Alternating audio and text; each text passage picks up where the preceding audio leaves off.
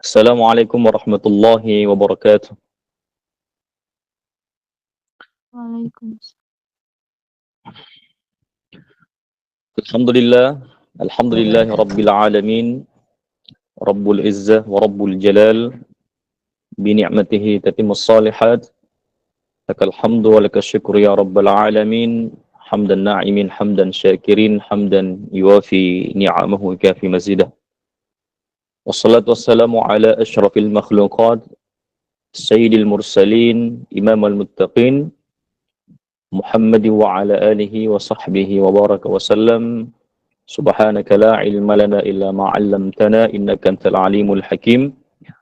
Radina billahi rabba wa bil islami dina wa Muhammadin nabiyya wa rasula rabbana zidna ilman wa rizqana fahman. Sebelumnya saya ingin menyapa kepada seluruh rekan-rekan semua yang bergabung di Google Meet. Kaifa halukum? Alhamdulillah bi khair. Mudah-mudahan kita dalam keadaan sehat walafiat. Yang sering saya sampaikan, mudah-mudahan dengan nikmat sehat yang Allah titipkan kepada kita, kita gunakan semaksimal mungkin untuk mendekatkan diri kepada Allah Subhanahu wa taala. Kenapa saya sampaikan kita perlu bermohon setelah Allah memberikan kita kesehatan untuk ngapain gitu ya? Ataukah kesehatan yang kita gunakan itu untuk apa? Karena kalau ketika orang ditanya mungkin ingin sehat, pasti jawabannya iya. Tapi yang terjadi kemudian, banyak orang setelah mendapatkan nikmat sehat itu, dia tidak tahu apa yang harus dilakukan. Maka itulah yang disampaikan oleh guru kami, kita berdoa dan memohon kepada Allah, kalau kita diberi sehat, maka diniatkan untuk ibadah kepada Allah Subhanahu wa taala. Suara saya terdengar dengan jelas ya, admin? Iya, karena saya pakai earphone. Saya tadi sedikit kaget ya. Jelas ya. Ya, tadi saya sedikit agak tegang juga, soalnya seakan-akan saya berada di stasiun radio. Soalnya MC-nya apa jangan-jangan MC-nya ini penyiar radio kali ya? Iya. Alhamdulillah. Ya.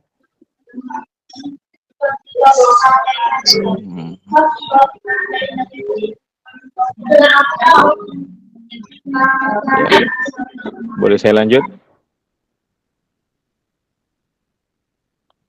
Ya, memang Boleh, sebenarnya silakan Ustaz. Ya, ceramah terberat itu adalah ketika kita bertausiah di di dunia maya. Nggak ada yang melihat secara langsung ya. Ya, saya ingin menyampaikan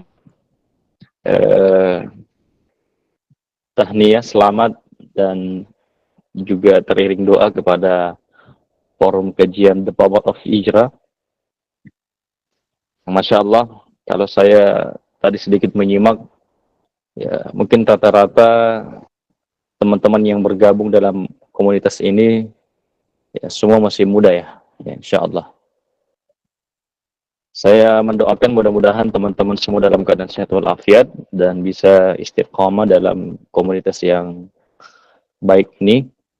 Ya, sebab memang ketika kita berkomunitas merupakan satu jalan yang lebih memudahkan kita untuk melakukan kebaikan. Saya rasa kita sepakat kalau kita melakukan kebaikan dengan tersendiri, dengan single factor ya, tidak ada komunitas, tidak ada teman yang bisa mengingatkan, rasa tantangannya jauh lebih besar. Tapi dengan sejatinya dengan komunitas yang kita miliki, itu sebenarnya menjadi penguat kita, agar kita bareng-bareng ada yang bisa memberikan saran dan masukan, ya mudah-mudahan apa yang kita rintis ini mendapatkan ridho dari Allah Subhanahu wa taala. Baik teman-teman sekalian, saya sudah menyusun sedikit materi apa yang disampaikan. Pada flyer itu tertulis tentang pentingnya ilmu. Ya, ini merupakan tema yang begitu klasikal ya, yang amat penting dimiliki oleh setiap kaum muslimin dan muslimah. Khususnya mungkin kita yang dalam tanda kutip, bagaimana kita bisa berubah menjadi lebih baik lagi. Kalaupun secara universal, definisi hijrah itu kan tidak bisa dimaknai sebagai ya makna sempit ya. Tetapi bagaimana dengan label hijrah itu menjadikan kita bisa berbuat lebih baik, menebar manfaat kepada siapapun, bukan hanya untuk diri kita, akan tetapi untuk setiap insan manusia, khususnya kepada kaum muslimin dan muslimat. Ya, teman-teman sekalian,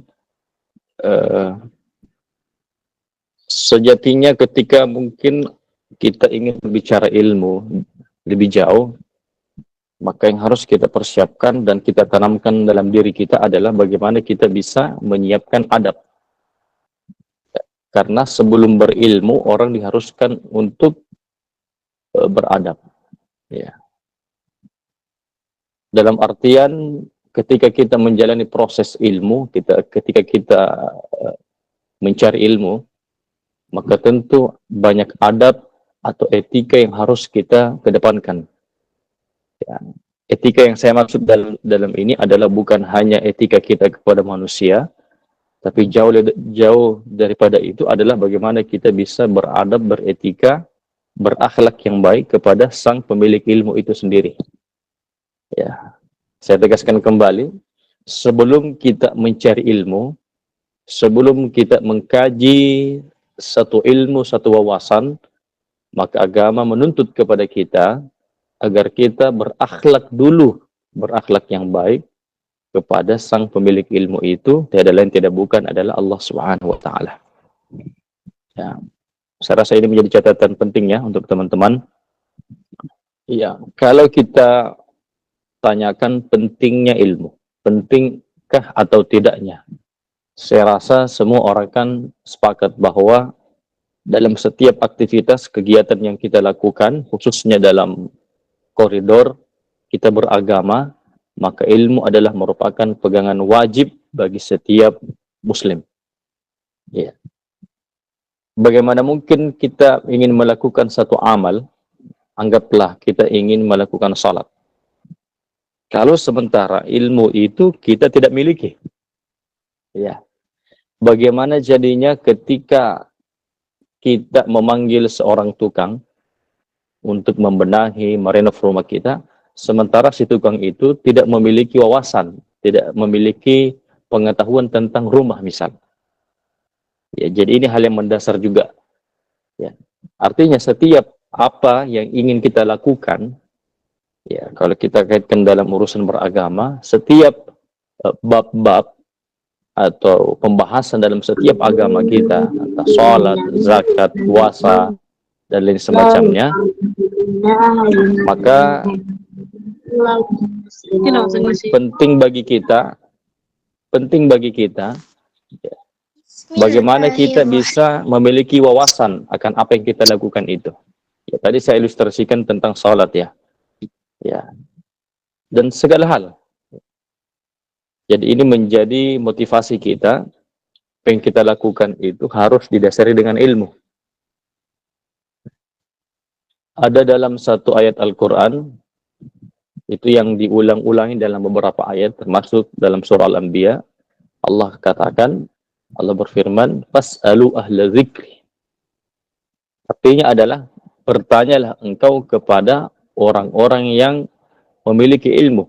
In kuntum la ta'lamun, kalau engkau tak memiliki pengetahuan. Ya, jadi konsekuensi atas setiap apa yang kita lakukan, kalau kita tidak tahu, maka kita harus bertanya, dalam arti belajar, gitu ya. Baik teman-teman sekalian, mungkin dengan tema ini sebenarnya pembahasannya agak cukup lebar ya. Cuman saya ingin lebih spesifik ya akan urgensi ilmu itu apa. Sebelumnya saya ingin membacakan satu hadis yang mudah-mudahan menginspirasi kita semua bahwa tidak boleh bagi generasi muslim untuk Apa ini?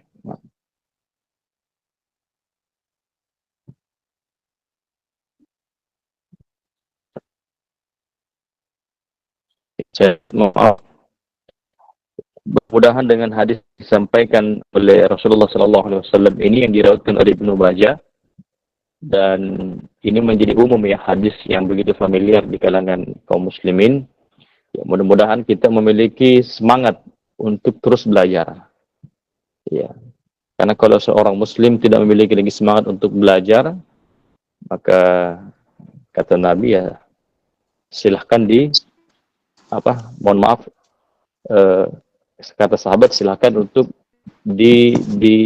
disalati ya, dalam artian ditakbirkan sebanyak 4 kali. Dalam artian karena dia sudah tidak memiliki semangat lagi untuk belajar.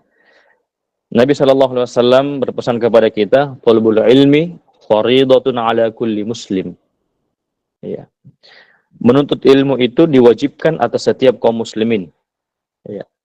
Berarti kalau begitu, dalam setiap pengamalan apa yang ingin kita lakukan, amal dalam Islam, maka wajib kepada kita, kepada siapapun itu yang mengatasnamakan dirinya sebagai muslim, jika ingin menempuh satu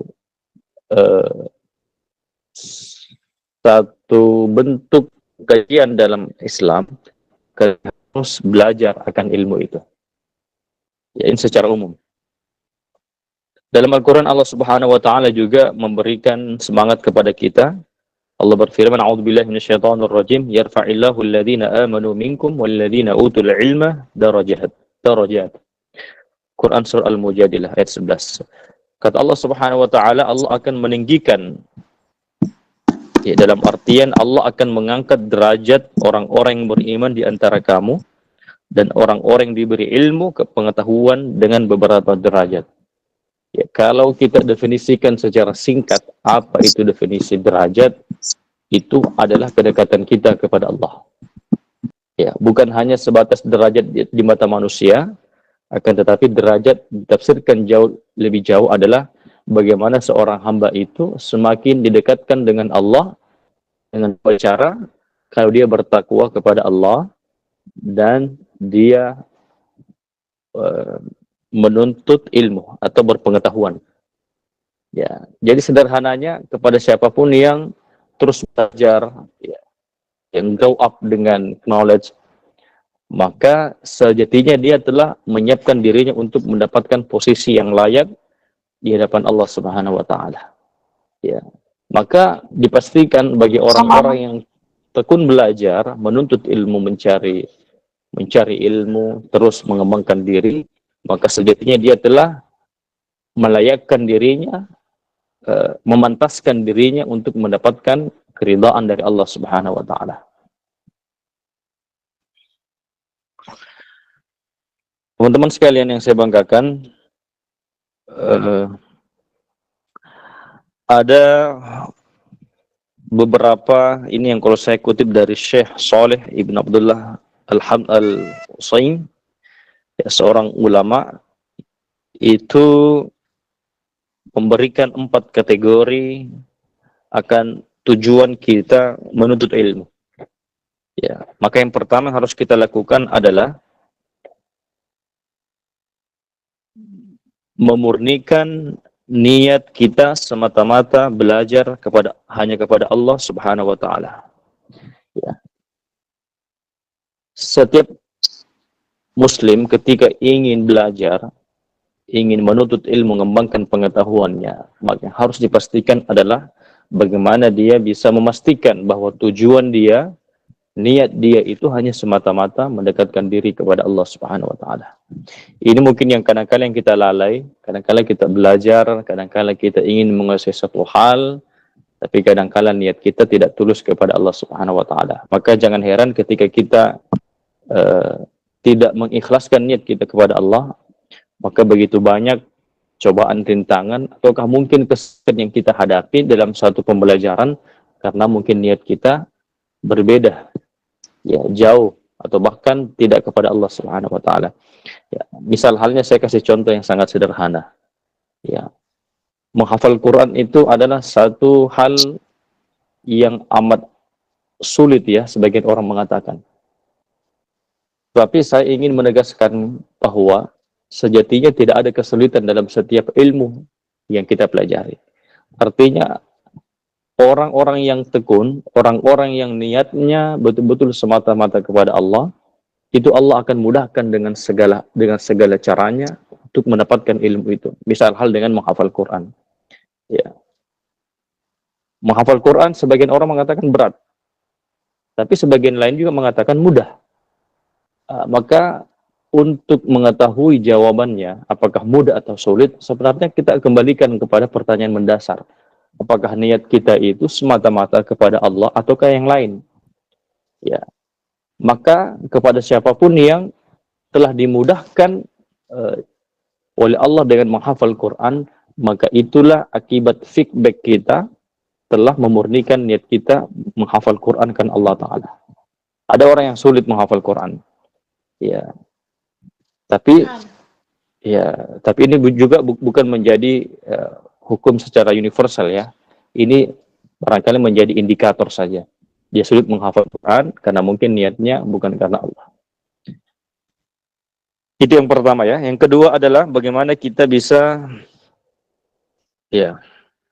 setelah kita berniat kepada Allah, maka yang harus kita kuatkan adalah yang kita niatkan dengan ilmu itu, ya, ini saya tekankan kembali, dengan ilmu itu semakin memudahkan kita, memudahkan aktivitas kita, langkah kita untuk mendekatkan diri kepada Allah.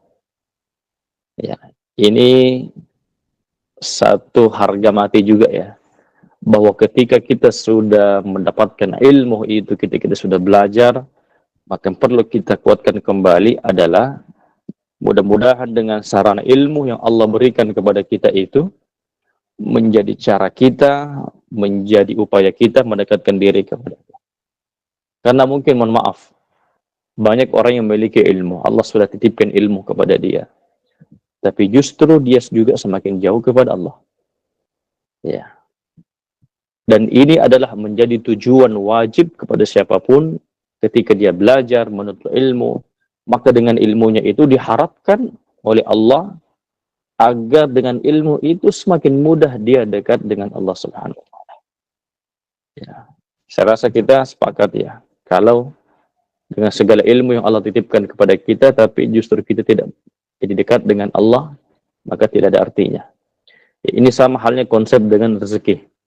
Ya, sehebat apapun rezeki, kekayaan, harta yang kita miliki, kalau justru dengan apa yang Allah titipkan itu, dengan harta, dengan kekayaan, tidak menjadikan kita dekat dengan Allah, ya, maka seakan-akan semua itu menjadi hambar. Bagaimana hebatnya Qarun dan Fir'aun pada masa itu, semua dia kuasai, semua dia miliki, tapi ternyata dengan apa yang dimilikinya itu tidak menjadikan dirinya dekat dengan Allah Subhanahu wa Ta'ala. Maka kembali kita ingatkan kepada teman-teman kalian, saya ingatkan kepada diri saya juga dan kepada kita semua, ya, terus kita belajar agama, mengembangkan diri kita. Ya, kita mengatakan, ya Allah, saya ini sungguh-sungguh lagi untuk belajar. Allah, saya ingin berubah menjadi lebih baik. Ya Allah, muliakan saya, Allah maafkan saya. Maka kita juga berharap semoga dengan ilmu yang Allah yang Allah berikan kepada kita, juga kita maksimalkan kedekatan kita kepada Allah Subhanahu wa Ta'ala. Baik teman-teman yang saya banggakan. Kemudian yang ketiga, ya, bagi seorang penuntut ilmu, maka diharuskan padanya, ya, untuk dalam artian menjaga diri, ya, dari setiap hal yang bisa menjerumuskan kita terhadap dosa. Ya, misal saya ambil contoh, bagi seorang yang sedang berjuang menghafal Quran, ini kan ilmu yang luar biasa yang Allah titipkan kepada kita semua dengan mukjizat Al-Quran. Maka selayaknya bagi orang-orang yang menghafal Quran itu memaksimalkan waktu apa yang telah dimiliki. baik itu bagaimana dia bisa menjaga hafalannya, bergabung dengan teman-teman yang bisa mensupport dirinya, dan meninggalkan kira-kira aktivitas, meninggalkan teman, wilayah, lingkup pergaulan itu yang tidak bisa membuat dia mendapatkan dukungan, artinya membuat dia bisa menjadi lebih baik.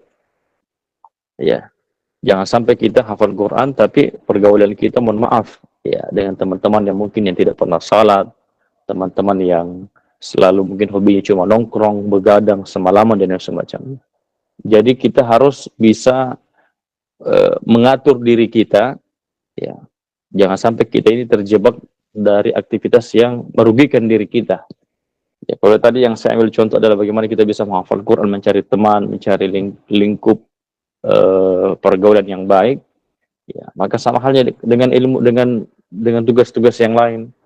Ya, jangan kita, mohon maaf, naudzubillah min dzalik, ya, kita terjerumus dari hal-hal maksiat, naudzubillah, karena itu bisa menggelapkan hati kepada orang-orang yang menuntut ilmu. Teman-teman sekalian, mungkin ini nanti kita kembangkan dalam bentuk diskusi ya, karena kalau saya terus yang ngomong nanti teman-teman ketiduran kayaknya. Ya, mungkin sebagai statement akhir ya, ini saya, ya, dengan pentingnya ilmu itu, ya, saya rasa saya sudah sampaikan di awal semua ya, tapi ini sebagai pengulang kembali, ya, ini sebagai peringatan untuk diri saya dan kepada kita semua. Kalaupun dengan segala ilmu yang kita miliki, dengan segala kemampuan yang Allah titipkan kepada kita, mohon maaf, jangan ditujukan atau jangan diukur keberhasilan ilmu kita yaitu dalam lingkup dunia. Ya.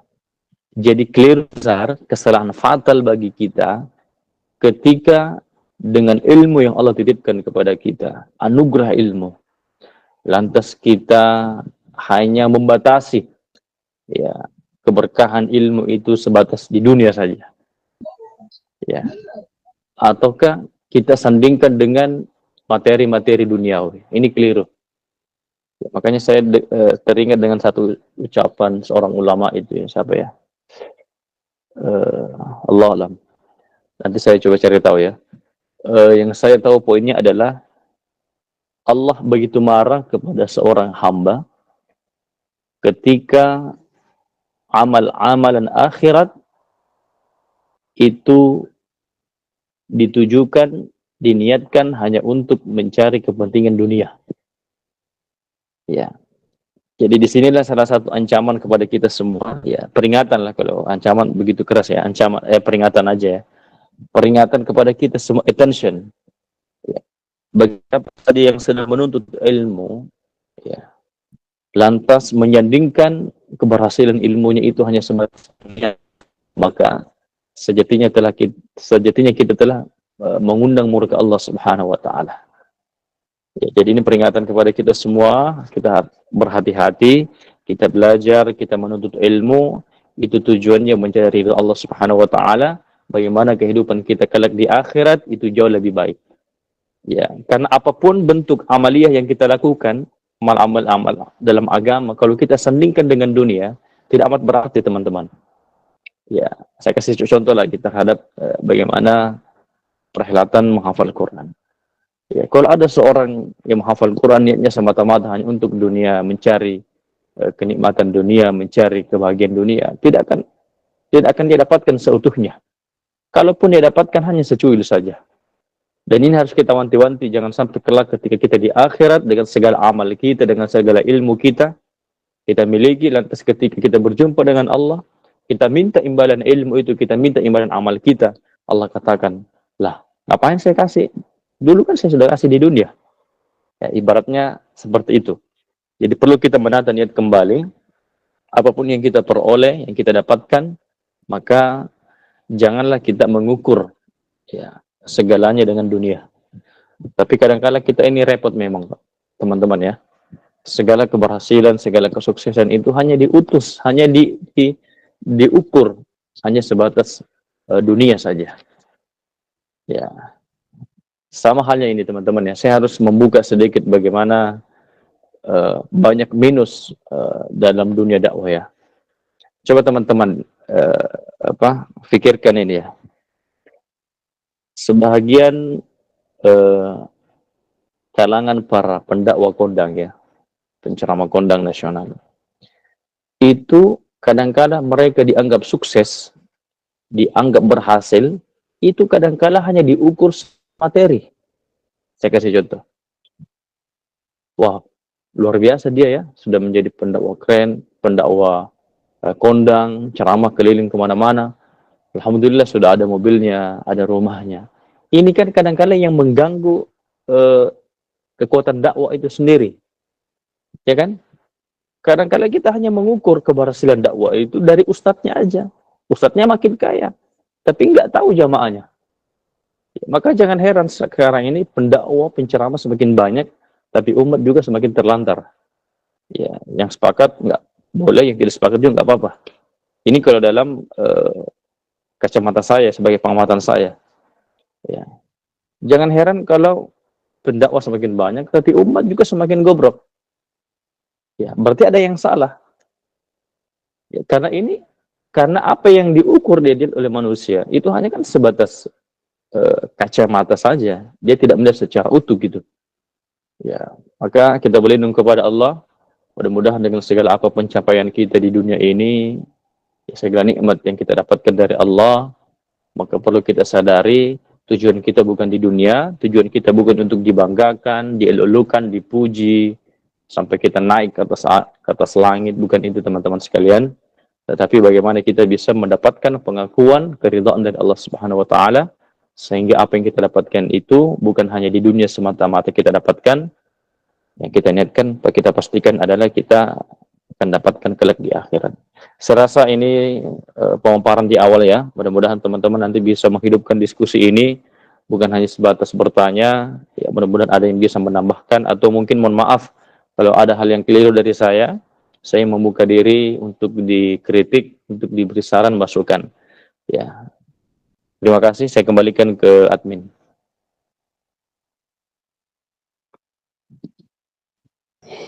Baik, terima kasih banyak kepada Tuhan Guru kita Ustadz Muhammad yang sudah memberikan materi yang sangat luar biasa pada kesempatan malam hari ini. Dan saya harap kepada para peserta semuanya mampu mengamalkan atas ilmu yang telah disampaikan langsung oleh Ustadz Muhammad pada kesempatan malam hari ini. Dan teman-teman semuanya, kita akan masuk kepada sesi kita yang kedua, yaitu sesi Q&A. Kita batasi mungkin hanya 2 pertanyaan kepada para peserta semuanya. Yang mau bertanya silakan di kolom komentar. Baik, kepada para hadirin semuanya, saya sudah buka kolom komentarnya, silakan dibuka. Oke, pertanyaan pertama dari saudari Nila Alfansyah. Assalamualaikum, waalaikumsalam, izin bertanya Ustaz. Waktu itu saya selalu kepikiran terus tentang kematian yang membuat saya tidak bisa tidur, dan hati saya selalu gelisah meskipun saya sedang membaca Al-Quran. Tetapi hati saya masih saja gelisah. Sebenarnya ada apa dengan semua ini Ustadz? Karena jujur, saya nggak tahu ada apa dengan diri saya. Kepada Ustadz Afadil Masykur untuk menjawab pertanyaan dari para peserta. Iya, ini mungkin siapa yang bertanya namanya ini? Ayub. Oke, siapa ya? Nila ya Ustadz. Nila ya? Nila. Oke, oh iya. Kalau tebakan saya, mudah-mudahan saya keliru ya. Ya, jangan kebanyakan menyendiri ya. Ya, harus lebih mudah bergaul. Ya, jangan terlalu menutup diri, jangan mengurung diri gitu ya. Karena kadang-kala sifat-sifat seperti ini ataukah perasaan seperti ini itu lebih ke was-was syaitan. Ya, karena memang dalam satu hadis dikatakan ketika seseorang itu lebih menyibukkan dirinya dengan dirinya sendiri, dalam artian dia mengurung diri, dia tidak apa istilahnya bersosialisasi dengan baik, maka was-was syaitan di situ jauh lebih kuat ya, ketika seorang itu tidak membekali diri dengan ilmu, dengan amalan-amalan zikir-zikir ya. Jadi itu peluang bagi syaitan untuk bisa membisiki kita berbagai macam hal. Ya, makanya ada satu note bagus juga itu ya, yang mengatakan kalau kita bisa beramal, ya, saya ulangi, kalau kemampuan kita beramal itu bagus di khalayak umum, ya, maka sebaiknya kita jangan menyendiri. Misal begini, seseorang itu mudah dia baca Quran, seseorang itu mudah dia berperilaku baik ketika di khalayak umum orang lihat. Tapi ketika orang itu memiliki kesempatan berbuat dosa dikala dia sepi, maka dianjurkan baginya untuk tidak banyak berdiam diri. Ya, silakan teman-teman memikirkan dengan baik apakah saya tipikal saya kalau sendiri berbahaya. Dalam artian nggak ada yang bisa saya lakukan. Tapi kalau saya di tempat umum saya bisa melakukan banyak kebaikan, ya nggak apa-apa.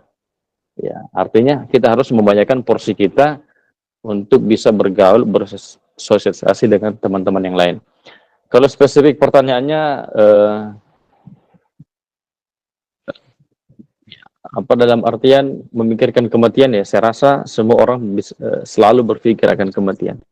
Tapi yang menjadi jebakan kadangkala ya, kita berpikir kematian, tapi justru kita tidak menambah ghirah kita, semangat kita untuk beramal, itu yang keliru.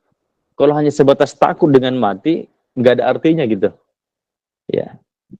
Tapi bagaimana dengan ketakutan yang kita dapatkan itu bisa memotivasi kita untuk beramal. Karena kalau ditanya semua orang takut mati, semua takut mati. Nggak ada yang tidak takut mati. Dalam artian, kalau kita tidak menyiapkan bekal gitu.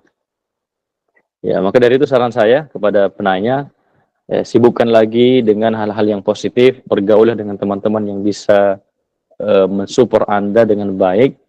Ya, intinya jangan suka menyendiri kalau memang banyak bisikan-bisikan was-was seperti itu. Ya, terima kasih.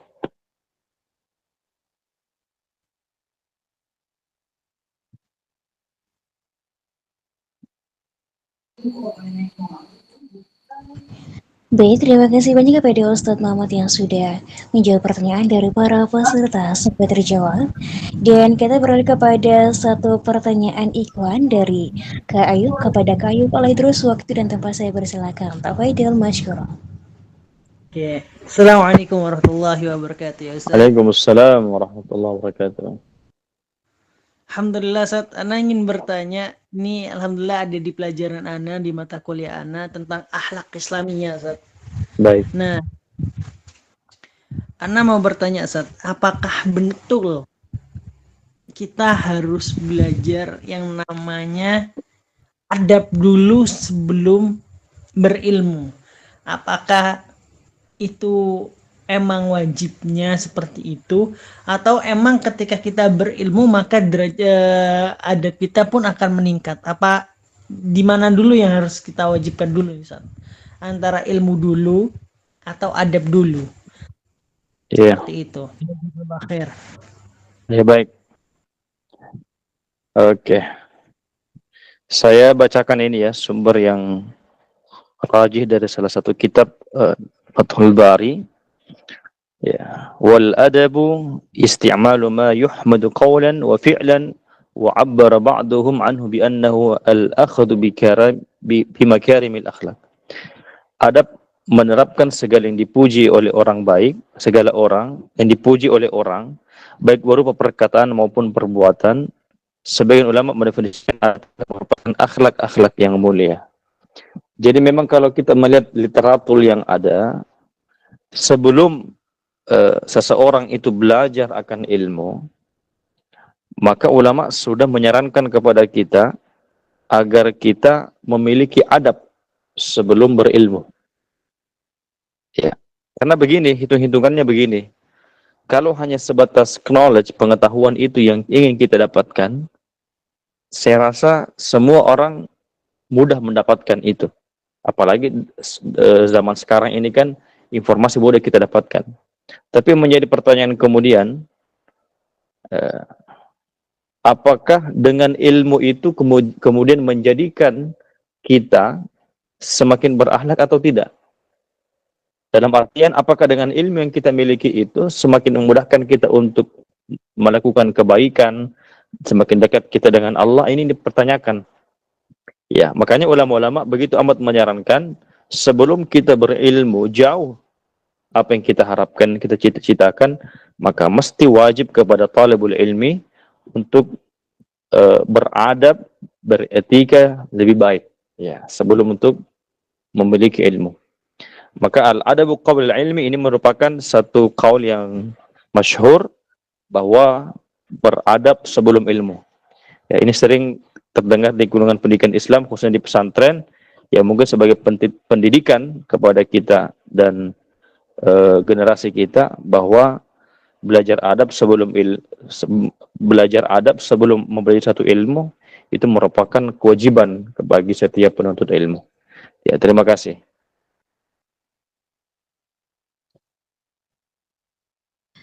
Baik, terima kasih banyak kepada Ustadz Muhammad yang sudah menjawab pertanyaan dari para peserta. Selamat terjawab. Dan kita akan beralih kepada pertanyaan berikutnya, mungkin just all three questions. Ustadz, 3 pertanyaan ada. Oke. Kita menambah lagi satu pertanyaan di kolom komentar. Yaitu saya pilih pertanyaan kedua dari saudari Dinda Handayani. Assalamualaikum Ustaz, ingin bertanya, bagaimana cara kita untuk tetap istiqamah dalam menuntut ilmu tanpa adanya rasa takabur dalam hati? Dan apa yang menjadi garis besar bagi kami yang untuk lebih memilih ajaran ilmu yang tepat dan benar tanpa terjerumus dalam ilmu berbohong? Kepada Ustaz Tauhidul Mashkur untuk menjawab pertanyaan dari para peserta. Ya. Jadi setiap apa yang ada dalam alam semesta ini adalah merupakan cara Allah mendidik kita. Ini pertanyaan sebelum saya jawab, maka saya sarankan kepada penanya untuk sering-sering jalan ke ladang sawah. Coba tengok ladang sawah yang sudah segera dipanen, padi ya. Tidak ada padi yang kita lihat ketika dia sudah menguning, semakin tinggi, justru butiran-butiran padinya itu ke atas. Justru semakin ke bawah. Ya, ternyata dari padi ini kita bisa mengambil pelajaran penting. Justru semakin banyak ilmu yang kita dapatkan, maka kita harus semakin jauh bertawadu. Tawadu dalam artian tidak sombong, ya, dalam artian juga menghormati tanggapan dari orang lain, perbedaan itu bagian dari tawadu. Ya, jadi kalau padi itu kan semakin berisi, semakin dia menunduk. Maka ini merupakan kewajiban kepada kita. Dengan ilmu itu bukan kita untuk bangga-banggaan. Ya, semakin menunduk kita, apalagi kepada manusia, semakin tundukkan diri kita bahwa kita ini sejatinya belum memiliki apa-apa. Kalaupun orang menganggap kita berilmu, kita memiliki wawasan, tapi ya sesegera mungkin kita mengembalikan kullun min indillah. Segalanya itu bersumber dari Allah. Kalau saya tanya kepada kita semua, kenapa orang mudah sombong? Kenapa orang mudah mengklaim dirinya hebat dan menjatuhkan orang lain? Jawabannya satu. Karena segala pujian itu dia tidak kembalikan kepada Allah Subhanahu wa taala. Maka ucapan alhamdulillah itu maknanya luar biasa. Alhamdulillah segala pujian yang kita miliki, yang kita dapatkan dari manusia, itu jangan disimpan dalam hati kita. Ya, makanya sebenarnya sunnahnya itu tidak boleh memuji seseorang ketika orang yang dipuji itu berada di depan kita. Jangan. Karena dia memiliki kesempatan untuk takabur, untuk sombong. Tapi kalau orang itu ketika mendapatkan pujian, maka dia mengatakan lillahi, bersumber dari Allah Subhanahu wa taala. Ya, jadi kalau ditanya tipsnya bagaimana kita semakin tawadu, rendah hati dengan ilmu kita, yang pertama adalah saya sarankan banyaklah belajar membaca sejarah-sejarah para ulama yang begitu mendedikasikan dirinya terhadap ilmu pengetahuan, justru akhlaknya semakin baik juga. Ya, karena kalau kita menyombongkan diri di hadapan manusia, seakan-akan kita mengklaim bahwa ilmu ini berasal dari kita sendiri. Padahal kan segala ilmu itu kan bersumber dari Allah. Ya, maka kuncinya adalah kita katakan pada diri kita, ilmu ini dari Allah, juga akan kembali kepada Allah. bukan berasal dari kita dan kembali kepada kita, bukan. Oke, wallahu a'lam.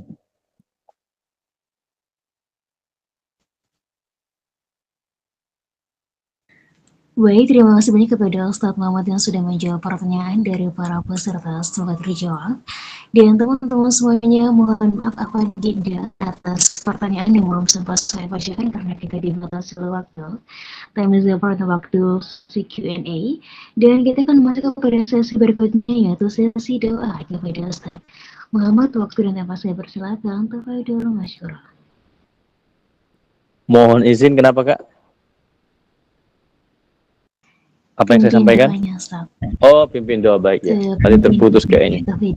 Ya baik teman-teman sekalian, kalaupun saya tidak bisa melihat teman-teman secara nyata dalam dunia maya ini, saya hanya bisa melihat nama-nama akun teman-teman sekalian.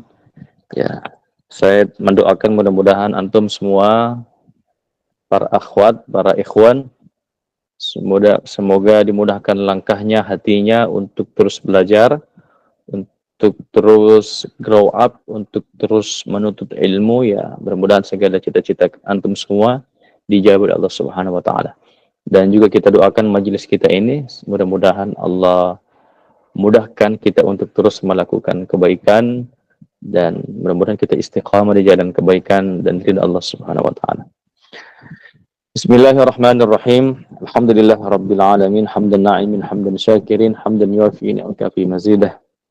Ya Allah ya Rahman, segala zat yang ada pada genggaman-Mu ya Allah. Segala kekuatan hanya berasal dari-Mu ya Allah.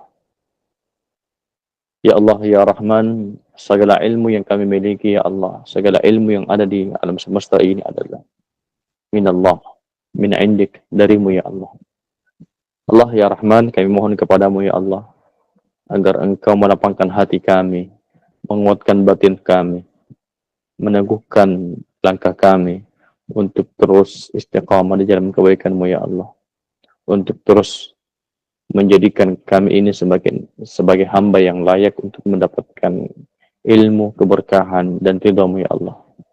Allah ya Rahman ya Karim, mudahkan segala perjalanan hidup kami, mudahkan segala urusan kami, mudahkan segala langkah kami untuk terus belajar menuntut ilmu ya Allah. Allah ya Rahman, ampunkan segala kesalahan kami ya Allah, kesalahan dosa kedua orang tua kami, kekhilafan kami ya Allah, segala kekurangan kami ya Allah. Bimbing kami ya Allah dalam setiap usaha kami, hidup kehidupan kami ya Allah. Allah ya Rahman ya Karim, jauhkan kami dari segala mara bahaya, musibah yang sekiranya bisa melemahkan hati kami, yang sekiranya bisa melukai fisik kami, yang sekiranya bisa mengurangi rasa syukur kami kepadamu. Allah ya Rahman, anugerahkan kami rezeki yang baik, halal kepada kami semua. Anugerahkan ilmu yang bermanfaat kepada kami semua ya Allah. Dengan ilmu kami ini ya Allah, kami semakin dekat dengan-Mu ya Allah.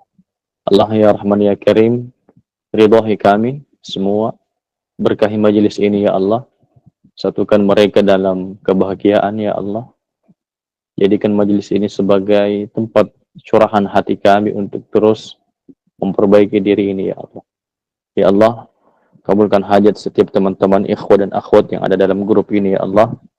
Yang lagi sakit, mudah-mudahan Engkau angkat segala penyakitnya. Yang punya hajat, ya sebutkan hajat teman-teman sekalian yang punya hajat. Yang punya hajat silahkan disebut hajat kita.